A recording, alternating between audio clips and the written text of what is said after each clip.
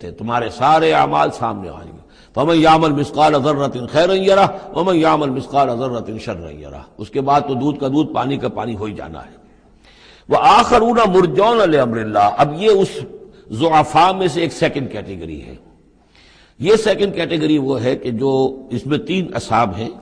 اور ان میں خاص طور پر کعب ابن مالک رضی اللہ تعالیٰ عنہ کا انصاری صحابی، ان کی طویل ترین حدیث جو ہے بخاری شریف میں آئی ہے، جنہوں نے سارا یہ واقعہ درج کیا ہے۔ مولانا مودودی نے تفہیم القرآن میں بھی وہ پوری نقل کی ہوئی ہے، تو اس لیے حدیث کی کتاب کا ملنا شاید آپ کے لیے مشکل ہو، لیکن یہ کہ تفہیم القرآن عام طور پر مل جاتی ہے، تو وہاں وہ واقعتاً سبق آموز ہے بہت، کہ وہ پورا معاشرہ کیا تھا، کیا تعلقات تھے حضور کے اور صحابہ کے۔ اب حضور سزا دے رہے تھے تو کس طور سے دے رہے تھے، جن کو سزا دی جا رہی تھی ان کے احساسات کیا تھے، معاشرے میں جو لوگ تھے جن کو سزا دی گئی تھی ان کے جو رشتہ دار تھے، یہاں تک کہ ان کی بیویاں، ان کا کیا طرز عمل تھا۔ تو یہ ایک جو اسلامی معاشرہ ہونا چاہیے صحیح معنی میں، اور جماعتی زندگی، دینی جماعتی زندگی جس پر ہونی چاہیے، اس کی بہترین تصویر ہے کہ جو اس طویل حدیث میں آئی ہے۔ یہ 3 حضرات ایسے تھے کہ جن کے ساتھ معاملہ وہی ہوا کہ یہ بھی کوئی ڈھیل دیتے رہے، اچھا چلیں گے، کل چلے جائیں گے۔ حضرت کعب ابن مالک فرماتے ہیں کہ میں ان دنوں بہت ہی صحت مند بھی تھا، میرے پاس مال بھی بہت تھا، میرے پاس جو اونٹنی تھی وہ بھی بہت تگڑی تھی، اور میں نے کہا چند دن اور حضور تو چلیں گے 30,000 کا لشکر لے کر، تو ظاہر بات ہے رفتار جو ہے کم ہوگی، تم ابھی اور گھر میں ٹھنڈی چھاؤں جو ہے گھر کی اور اپنے باغ کی اور اپنے جو ہے آرام کر لو، پھر تیزی کے ساتھ دوڑتے ہوئے جا کے حضور سے مل جانا۔ اب شیطان جو ہے اسی طریقے سے تعویق کراتا ہے، تاخیر کراتا ہے، تاکہ یہ کہ پھر ہوتے ہوتے اچانک ایک دن محسوس ہوا کہ اب تو چاہے میں کتنا ہی تیز دوڑوں میں حضور سے نہیں مل سکتا، بس وہ ہاتھ پاؤں ڈھیلے پڑ گئے۔ لیکن یہ کہ اس کے بعد بھی جب حضور صلی اللہ علیہ وسلم تشریف لائے ہیں، اس وقت تک بھی انہوں نے خود کوئی اقدام نہیں کیا اپنی توبہ کا، بلکہ یہ کہ حضور نے جب بلا کے لوگوں سے باز پرس کرنی شروع کی ہے، تو جو منافق آتے تھے وہ قسمیں کھا جاتے تھے، حضور کسی کی بات مان لیتے تھے، جو بھی تھی بات۔ جب ان کی باری آئی تو حضور مسکرائے۔ حضور کو معلوم تھا کہ یہ ظاہر بات ہے کہ کعب ابن مالک جو ہے منافقین میں سے نہیں ہے۔ فرمائیے آپ کا مسئلہ کیا ہوا تھا؟ انہوں نے صاف کہہ دیا کہ حضور یہ لوگ جو جھوٹی قسمیں کھا کھا کر بچ گئے ہیں آپ کے ہاں سے، مجھے بھی اللہ نے زبان دی ہے، میں بھی بہت سے جھوٹی باتیں بھی کہہ سکتا ہوں، لیکن صحیح بات یہ کہ کوئی عذر نہیں ہے میرے پاس۔ میں جتنا ان دنوں صحت مند تھا اتنا کبھی صحت مند نہیں تھا، جتنا ان دنوں غنی تھا اتنا کبھی غنی نہیں تھا، میرے پاس کوئی عذر نہیں ہے سوائے اس کے کہ شیطان مجھے ورگلاتا رہا۔ تو حضور کو نے پھر ان کو، اور ان کے ساتھ 2 اور ساتھی تھے، ایسے 3 کا معاملہ یہ تھا، تو انہیں ایک سزا دی گئی، اور سزا مقاطعے کی تھی، سوشل بائیکاٹ، کوئی ان سے بات نہ کرے۔ وہ ان کے اوپر 50 دن جو گزرے ہیں، گھر میں ان کی بیوی ان سے بات کرنے کو تیار نہیں ہے۔ پوچھا گیا کہ میں بیوی یہاں پھر میں رکھوں یا نہ رکھوں؟ بیوی نے آ کر کہا بوڑھے آدمی ہیں، کوئی ان کی خدمت کرنے والا نہیں ہے کہ رہ سکتی ہو، لیکن شاید انہوں نے بعد میں اپنی بیوی کو بھی بھیج دیا تھا، اس لیے کہ کسی کے پاس جاتے تھے کہ اللہ کے بندے تمہیں تو معلوم ہے کہ میں منافق نہیں ہوں، میں مسلم ہوں، اور تم مجھ سے بات نہیں کرتے ہو، تو وہ جواب دیتے تھے مسلمان اللہ و رسولہ عالم، اللہ اور اس کے رسول کو زیادہ بہتر معلوم ہے، اور منہ موڑ کر چلے جاتے تھے۔ تو یہ وہاں کا معاشرہ جو ہے اس کے اندر جو نظم تھا، ضبط تھا کہ ہمارے نبی نے چونکہ انہیں سزا دی ہے لہذا اب ان سے کوئی کلام نہیں کرے گا۔ اسی میں وہ واقعہ بھی پیش آیا، کیونکہ 50 دن کا لمبا معاملہ تھا کہ ملک غسان کا جو ہے ان کے پاس ایک آ گیا ایلچی، اور اس کا خط اس نے دیا، اور اس میں یہ لکھا ہوا تھا کہ ہمیں معلوم ہوا تمہارے ساتھی تم پر بڑا ظلم کر رہے ہیں، تمہارے صاحب جو ہے یعنی حضور صلی اللہ علیہ وسلم، تم تو بڑے شریف آدمی ہو اور تم بڑے اپنی قوم کے جو ہے وہ بہت سربراہ لوگوں میں سے ہو، تم ایسے تو نہیں ہو کہ تم اس طرح ذلیل کیا جائے، تم ہمارے پاس آؤ، ہم تمہیں اپنے یعنی اونچے درجے دیں گے اپنے دربار میں۔ تو انہوں نے کہا یہ اور مصیبت آئی، اور وہ خط لے کر پھاڑا اور تندور کے اندر پھینک دیا، ورنہ یہ کہ اگر ذرا سی بھی کوئی کمزوری ہوتی تو یہ کہ اس شیطان نے اس کمزوری کو ایکسپلائٹ کرنے کا بھی اتنا بڑا جو ہے داؤ کھیلا تھا۔ بہرحال ان کا ذکر ہے یہ۔ وآخرون مرجون لامر اللہ، اور کچھ اور ہیں کہ جن کے معاملے کو مؤخر کر دیا گیا ہے اللہ کے حکم سے،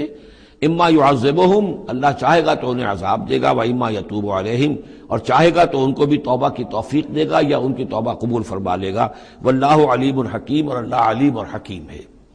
ان کا ذکر جو ہے پھر بعد میں آئے گا، کچھ عرصے کے بعد گویا کہ وہ آیات نازل ہوئی کہ جن میں ان کی توبہ بھی بعد میں قبول ہو گئی، لیکن 50 دن کا بڑا سخت سوشل بائیکاٹ۔ والذین اتخذوا مسجدا ضرارا وکفرا وتفریقا بین المؤمنین وارصادا لمن حارب اللہ ورسولہ من قبل، اور وہ لوگ کہ جنہوں نے ایک مسجد بنائی ہے زرار کے طور پر، زدم زدہ، ضرر سے زرار باب مفعلہ ہے، وہ کفرن اور کفر کے لیے، وہ تفریقاً بین المومنین اور اہل ایمان میں تفریق پیدا کرنے کے لیے، وہ ارصادا لمن حارب اللہ و رسولہ اور ان لوگوں کو گھات فراہم کرنے کے لیے، جائے پناہ دینے کے لیے کہ جو اللہ اور اس کے رسول سے جنگ کر رہے ہوں، من قبل جو کہ اس سے پہلے سے اللہ اور اس کے رسول سے جنگ کر رہے تھے۔ یہ مسجد زرار بنائی تھی منافقین نے مدینے کے اندر، اور مسجد قباء کے قریب کے علاقے ہی میں تھی یہ، اور یہ اصل میں اس کے پیچھے ایک شخص تھا ابو عامر راہب، خزرج کا یہ شخص تھا، اور یہ شخص بھی ویسے بڑا عالم شخص تھا، اور یہ عیسائی ہو گیا تھا اور راہب ہو گیا تھا، جیسے کہ ورقہ ابن نوفل تھے، وہ قرشی تھے، لیکن وہ بھی ان کی طبیعت سلیم تھی، عقل سلیم اور فطرت سلیمہ کی روشنی میں انہوں نے بھی اس وقت پھر بت پرستی چھوڑ کر اور عیسائیت اختیار کر لی تھی۔ کانا یکتب التوراۃ بالعبرانیہ، اور اتنے بڑے عالم تھے کہ تورات عبرانی زبان میں لکھا کرتے تھے۔ تو اس حوالے سے اسی طرح کی ایک پیرلل شخصیت یہ ہے، ابو عامر خزرج کے تھے یہ، لیکن یہ شخص جو ہے راہب بنا، لیکن اس کو معاملہ برعکس ہوا۔ ورقہ ابن نوفل نے تو حضور کی تصدیق کی جب حضرت خدیجہ رضی اللہ تعالی عنہا لے کر گئی ہیں حضور کو، ان کا کہ یہ وہی ناموس ہے جو موسیٰ اور عیسیٰ پر آیا تھا، اور اللہ کرے کہ میں اس وقت تک زندہ رہوں جب کہ آپ کی قوم آپ کو یہاں سے نکال دے گی۔ تو حضور حیران ہوئے، اب مخرجیہم، کیا یہ لوگ مجھے یہاں سے نکال دیں گے؟ تو ان کا کہ ہاں یہ معاملہ ایسا ہی ہے جس کے ساتھ بھی ہوا ہے، پھر اس کی قوم نے اس کے ساتھ دشمنی کی ہے۔ تو برعکس رویہ یہ تھا اس کا، ابو عامر خزرجی کا، کہ یہ جو ہے حضور کا شدید ترین دشمن ہو گیا۔ بدر کی شکست جب ہو گئی کفار کو، تو پھر یہ مکے ہی میں جا کر آباد ہو گیا، اور وہاں یہ سازش کرتا رہا، اور یہ فوج جو ابو سفیان لے کر آئے احد میں، اس کے پیچھے بھی اس کی سازش کار فرما تھی، اور احد میں ساتھ آیا مشرکین کے، اور وہاں آ کر اس نے مسلمانوں کے جب لشکر آمنے سامنے ہوئے تھے دامن احد میں، تو اس نے باہر نکل کر تقریر کی تھی انصار مدینہ پر، جو بھی اثرات اس کے تھے، قدیم کے نیک آدمی تھا، عالم آدمی تھا، زاہد آدمی تھا، راہب تھا، تو اس حوالے سے اس نے چاہا تھا کہ انصار کو برگشتہ کریں محمد رسول اللہ صلی اللہ علیہ وسلم سے کہ وہ علیحدہ ہو جائیں، لیکن اس کی کوئی چال چلی نہیں تھی، کامیاب نہیں ہو پائی تھی۔ پھر یہ کہ اس کے بعد جب حنین کی بھی جنگ ہو چکی، اور پھر تھک ہار کر جب اسے معلوم ہوا جزیرہ نماء عرب میں تو میرے لیے کوئی جگہ نہیں ہے، تو پھر وہ شام چلا گیا تھا۔ شام میں مقیم رہ کر اس کا سلسلہ جنبانی جاری تھا مدینے کے منافقین کے ساتھ، اور وہاں سے اس نے انہیں حکم دیا کہ ایک مسجد بناؤ، ہو ذرا مدینے سے باہر، تاکہ جو بھی ہمارے سازشی عناصر ہیں وہ وہاں جمع ہو سکیں۔ یہ آپ کہیں گے مسجد ہے، یہ تو ہم مسجد میں نماز پڑھنے کے لیے جمع ہوتے ہیں، اور چونکہ مدینے سے ذرا باہر ہوگی لہذا اس کی خبریں بھی عام طور پر لوگوں کو نہیں ملیں گی،